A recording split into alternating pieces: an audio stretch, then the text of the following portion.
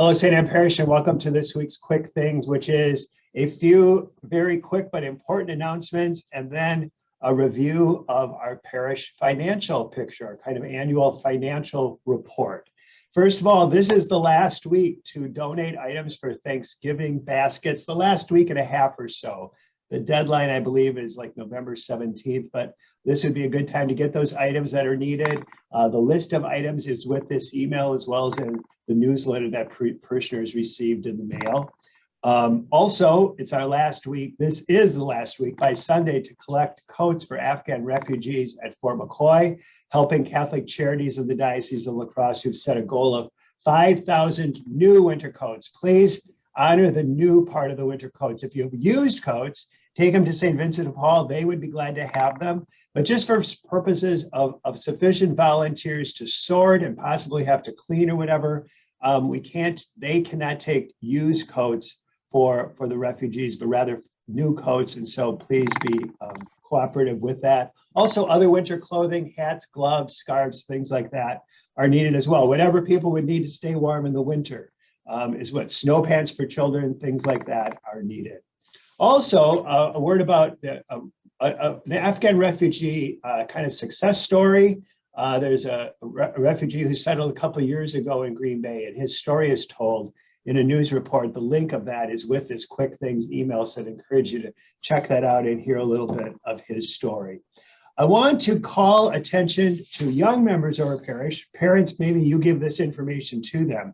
But there's an annual event called the National Catholic Youth Conference, Ncyc, and it's held every year in Indianapolis, and it's a great event. Thousands and thousands of high school kids come from all over the country to Indianapolis for this great celebration of faith.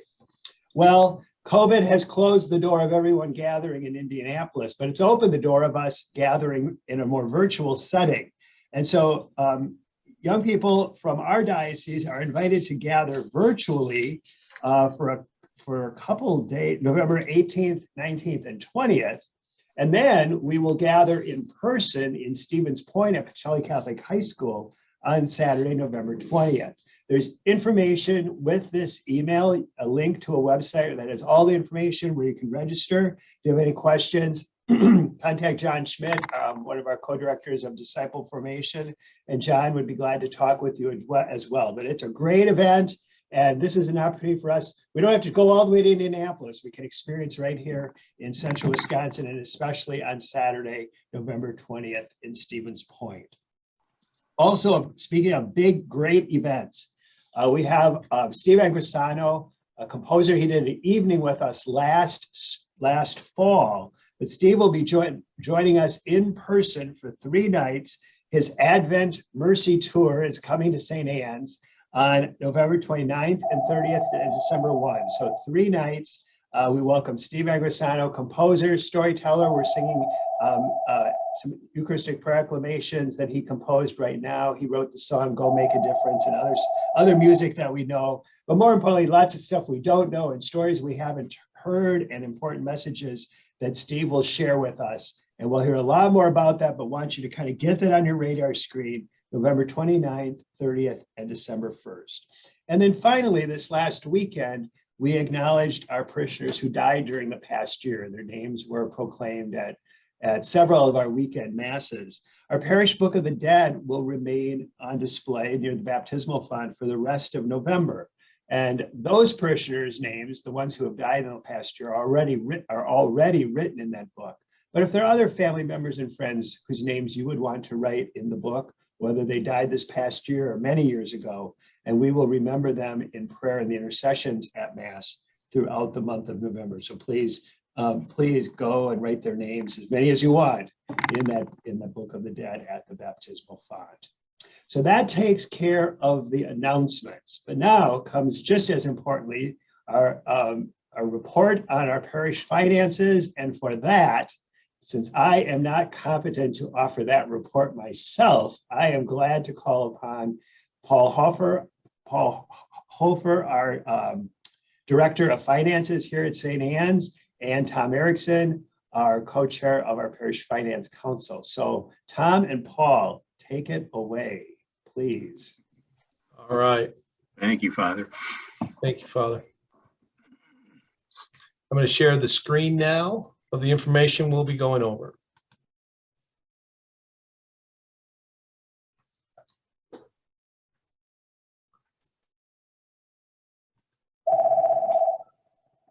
All right. Okay. Paul, I'll start. This is as Father said, our annual report to the parish on the for the fiscal year that ended this past June. We do this once a year, so you all can be informed, and we look forward to any comments or questions that come up as a result of this. So let's go right into it. You can see in this slide that overall for fiscal year 2021, it was a financially successful year for the parish. We had revenues exceeding expenses by just over $105,000, more than doubling the excess revenue of fiscal year 2020. It's real easy at the high level to say that was a successful year, and it certainly was, but that's only part of the story. As we finished out fiscal 2020, if you go back to the beginning of 2020 and COVID was just coming alive and lockdowns were coming into place, and we had stopped in-person mass attendance, we were seeing a decline in our stewardship amounts, and we had already made the decision at that point to cease our fundraising events for the year. So we felt we needed to do something, and in response to that, we did two things. We took advantage of a provision of the CARES Act, some of the COVID legislation, to apply for the payroll protection program, which would allow us to keep our parish staff employed if that became an issue. And we also asked parishioners to participate in a Hope and Gratitude one-time program appeal, with the idea that some parishioners, if for nothing else than the stimulus payments that were coming, which were a one-size-fit-all type of thing, might have been able to help the decline in the revenues that we were seeing. So those were the actions we took, and they did help us out. If we go to the next slide, we can look at that in a little bit more detail. You saw this slide last year that we kind of carve up revenue, $1 of revenue, and where it comes from. Couple of things to notice. You'll see that stewardship for the year was 77% of our revenue. Every year we mention how important that is and how we strive to be a stewardship parish where we're funded almost entirely by ongoing stewardship contributions. That number, that 77%, was lower than last year. And the reason that it was lower is because of the second line right below it, the Hope and Gratitude and the Paycheck Protection Program. There you can see that that generated for the year a little over $117,000 or 12% of our revenue. That's what turned last year from a basically break-even year to a success with excess revenue over expense. The response that we received from our parishioners was fantastic and was very much appreciated.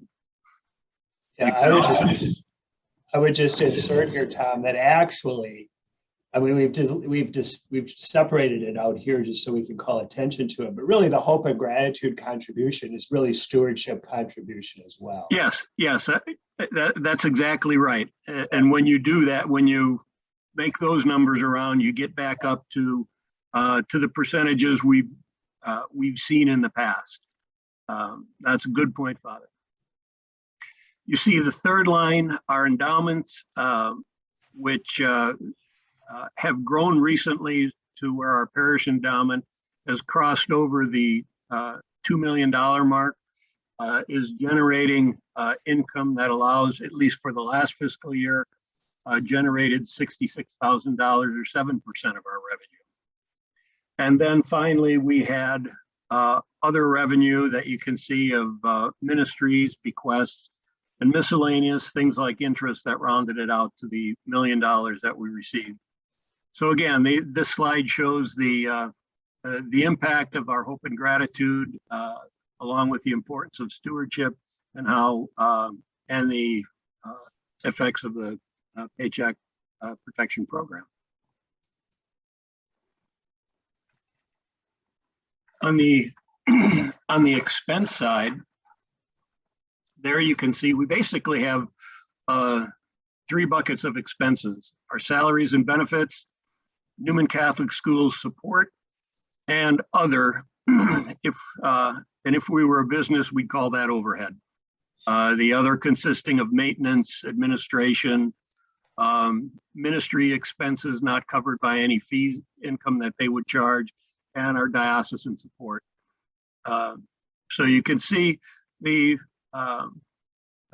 44, if you look at salaries and benefits and our overhead, so to speak, 65% of, or 65 cents on the dollar, goes to run the parish activities. And the remainder runs it with our Newman Catholic support.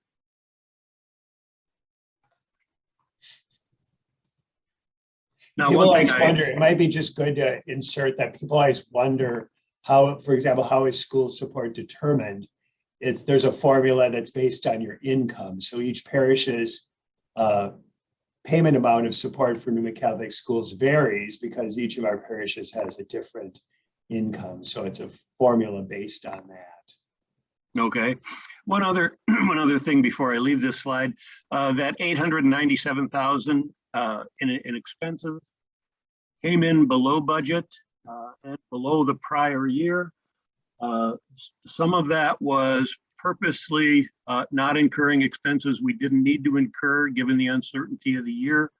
And others were a combination of luck with the weather. We had a fairly mild winter which kept our utilities and some of our maintenance costs like snow removal down. And some of it just ongoing benefits that year after year we say how we've upgraded to more energy efficient structures, and facilities have also allowed us to continue to save on those expenses.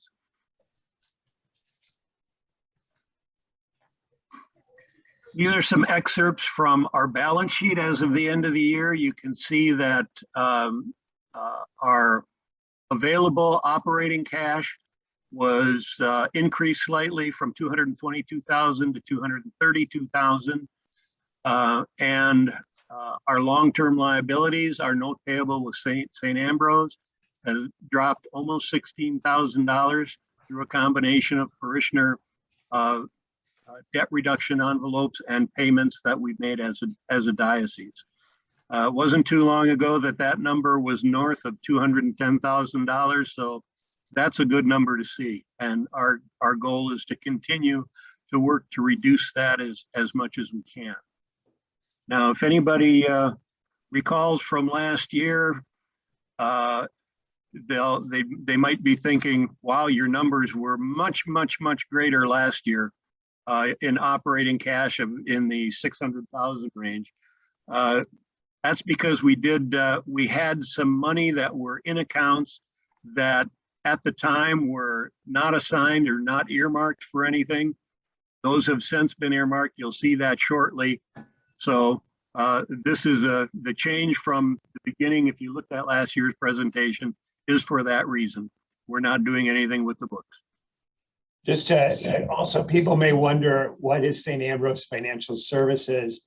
It's a separate financial entity apart from the diocese, structurally or corporately, but it's also a way to think of it would be it's the diocesan savings and loan for the parishes of the diocese. Mm-hmm.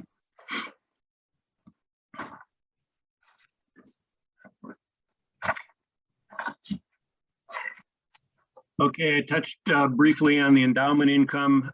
Earlier, you can see that both of our endowments have increased significantly, about 20% from the end of our 2020 fiscal year to the end of our last fiscal year. That is a result of primarily market performance plus a change that took place late in the fiscal year to increase our asset allocation in equities, and that has done well as a result. So the endowment keeps growing. We did not have any contributions last year, but hopefully we'll continue to see those, which we have in the past, because the endowment does give us financial flexibility and safety nets when we need them. You can see for our upcoming fiscal year, the endowment will contribute just under $66,000 to revenue, and the Geisler Educational Endowment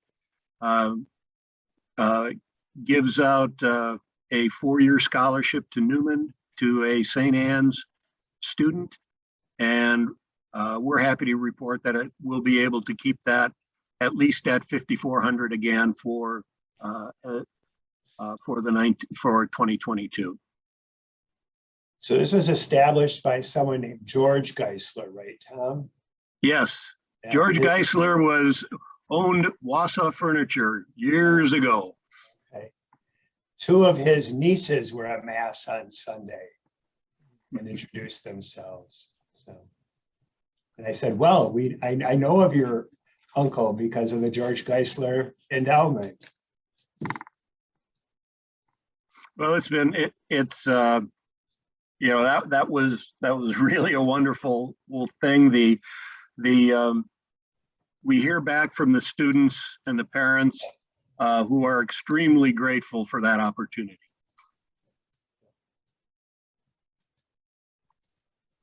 Going on. Sorry.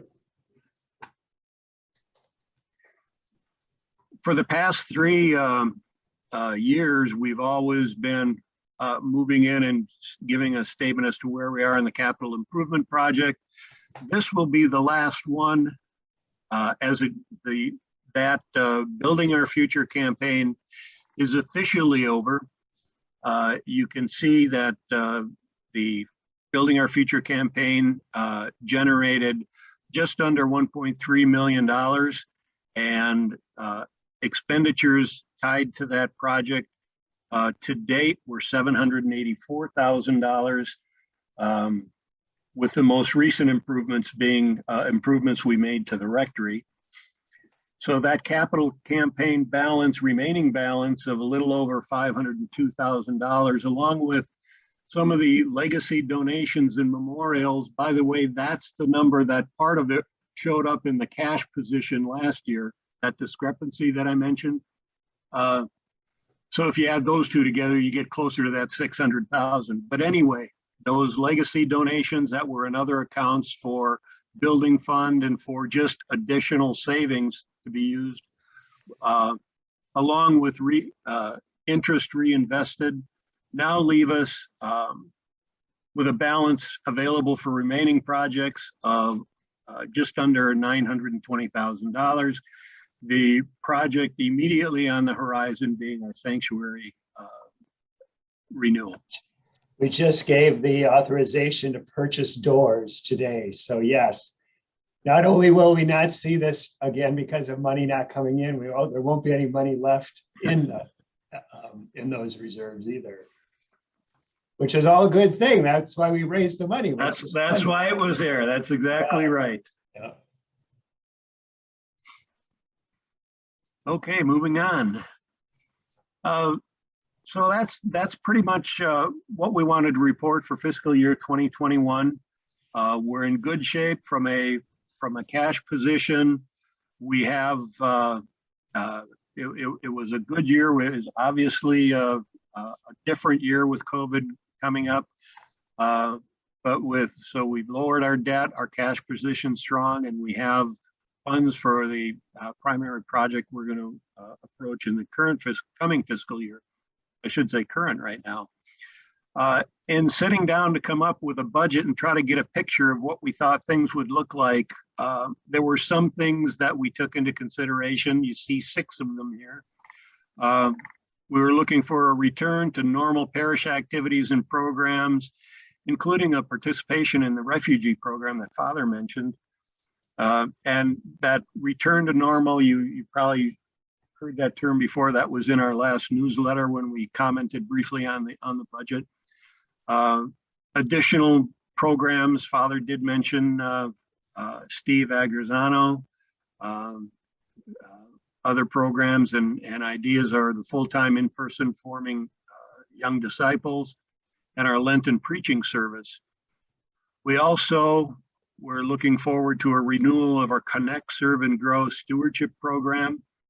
And we're hoping to revive our fundraisers, the fish fry, and our summer fest. So those were pretty. Since it's on the screen, this would be a good time to remind people to return their Connect, Grow, Serve materials if they haven't done so already. So, that's right. Yeah. I skipped it because I returned mine. Good. Hey, Tom. He gets a gold star. All right. So again, that's kind of the lens that we were looking through as we look to our current fiscal year. And as a result of that, increasing activities, doing some additional things, we are expecting some revenue increases and some expense increases. And let's take a look at those now.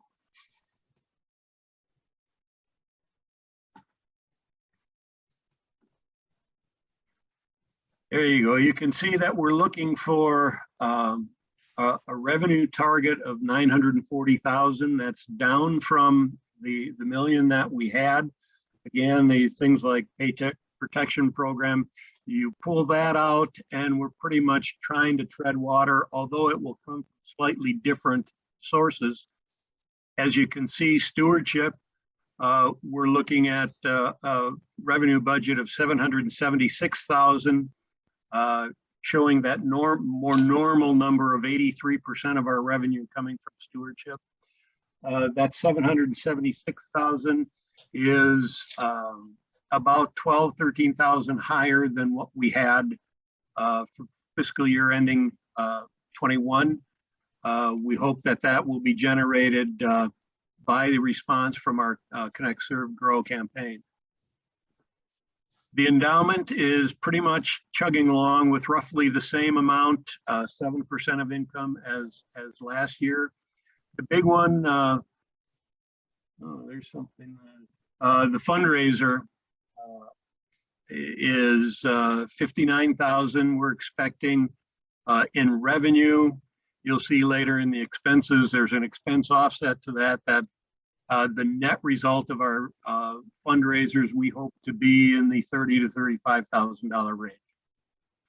But that'll be 6%, and then other ministry revenues and miscellaneous interest, things like that, are all part of the other 39,000. So again, a lower number than last fiscal year, but pretty much consistent, although heavier on the stewardship than what we had in fiscal year 2021.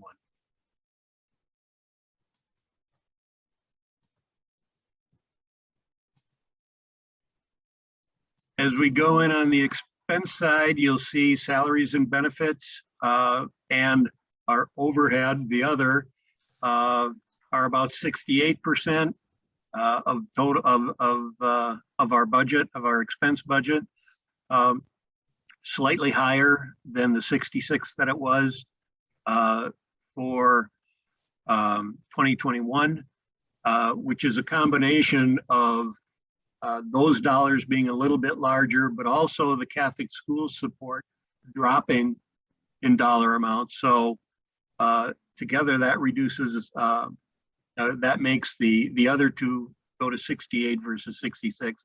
Pretty much similar. There are, so we're expecting more on the other maintenance administration. We are looking at, we're expecting some inflationary effects. So we've budgeted to try to make sure we cover that and don't get surprised. So all in all, we're coming up with an expense budget of just under $930,000, which should generate us, if we hit the budgets properly, you'll see we should have a $10,000 excess of revenue over expense. That's what we're shooting for. One thing I will point out, the other, which is the overhead, that's an increase of 17% over last year, but it's really not, because last year, again, we didn't have revenue and expenses from fundraisers into our budget. So if you try to equate it to what the increase would have been in our outside of fundraising, just in our general operations, our administrative overhead, it's more like a 4 to 5% increase. That 225 drops down to a little over 201,000. So again, all totaled, we're hoping to still generate about a $10,000 excess of revenue over expense. And you know, Paul, I feel pretty confident that those are realistic numbers. Yeah, I agree. So that's our story. Anything you want to add, Paul? No, Tom did a great job. I didn't have to use my vocal cords hardly at all. And thank you to Paul. He joined us last December and has done a great job acclimating to this role of managing all of this. Tom, anything else that you want to add? Just that I'd like to add our extreme gratitude to our parishioners for making from the parish council. It's been we've had some stuff, tough times to get through, and we're doing it, and the parishioners have been very supportive. Right, and certainly want to echo that. I mean, all of this is built upon the foundation of generous parishioners. And again, not that we're all. I mean, I think this goes to Sunday's gospel. I refer to a comment from Mother Teresa that she made. Not all of us can do great things, but we can all do small things with great love. Some of us can make great in terms of the amount, sizable, significant, numbered contributions, but that's not as important as that we all contribute what we can. And that may, for some of us, that would be a small gift that we give with love, and for others, a large gift that we give with love, but that all of that comes together and sustains the parish. And as Tom said, we're all very grateful for the generosity of so many of our parishioners. And we'll see that manifested in the next few months as we renovate the interior of our church and see just in a very dramatic way what comes from such generosity. But it's our ongoing giving and the ongoing work of the parish that we all kind of lose sight of, because it's not always that easy to see. But that's crucial, and that's the fundamental aspect of parish life. One of the advantages of doing the financial report this way is that more people have access to it. It's not just the few people who might wander into a room in between masses on Sunday morning. The disadvantage is we can't take questions, but as Tom indicated, I think when we started, if you have questions, there'll be an email link with this email, or you can find email addresses in the bulletin. Email us and we can respond to your questions in the email. And if there's some questions that would seem, like a good number of people might share those questions, we could even maybe coax Tom to come back a couple of weeks from now and answer questions if that seemed appropriate. If there's some, kind of questions that we think a good number of people might share, and if we get a lot of questions, we can try to have a Q&A in a couple of weeks. Does that sound okay, Tom? Sounds good. Okay, good. I want to conclude with a prayer that is the concluding prayer for the rite of committal. So after the funeral mass, we go to the cemetery and offer this prayer. There were 2 funerals actually this week. And after the burial, we prayed this prayer. And so in this month of November, when we give our attention to those who have died, our faithful departed, I will conclude with this prayer. Lord God, whose days are without end and whose mercies beyond counting, keep us mindful that life is short and the hour of death unknown. Let your Spirit guide our days on earth in the ways of holiness and justice, that we may serve you in union with the whole church, sure in faith, strong in hope, perfected in love. And when our earthly journey is ended, lead us rejoicing into your kingdom, where you live forever and ever. Amen. Amen.